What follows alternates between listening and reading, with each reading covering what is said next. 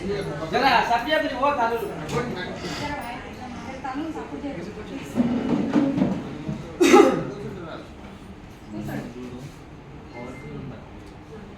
हाँ इधर tyre sir कुछ नहीं आप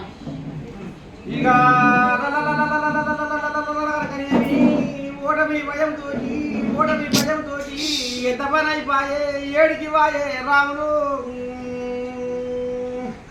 ఖండాలు దాడిపోయిండు సముద్రాలు దాడిపోయిండు మరి హీరోయిన్ని ఎంట పెట్టుకొని ఓటమి భయంతో ఏ రాజ్యాల ఏ దేశాల అంట పెడితే రాములు నేను నమ్ముకున్న వాళ్ళని అట్టేట ముంచివి ఓటమి భయంతో నువ్వు పరుగులు తీసివి ఏ లోకాన ఏ రాజ్యాన ఏ దేశాన నువ్వు అండబెట్టివి హీరోయిన్లతోటి గాడికి వచ్చిందట రాము కథ పాపం ఇక దేగిలేం కానీ ఏ రకంగా మాది జూబ్లీహిల్స్లో కారు దుమ్ము అని ఆఖరికి వస్తార కల్లా షెడ్ల పట్టుకొని మురట్ల మురుగుతుంది కారు నమ్ముకుంటే బేకారు అయిందని కాయకర్తలు అందరు గడవాసిపోతుర్రు నీ దండ పెట్టి ఇట్లా ఉంది కథ రాముడు జాడలేడాట పత్తలేడాట అయ్యో దేవుడా బాయికాడ అయ్యేడువా బయట దేశాల కొడుకేడువా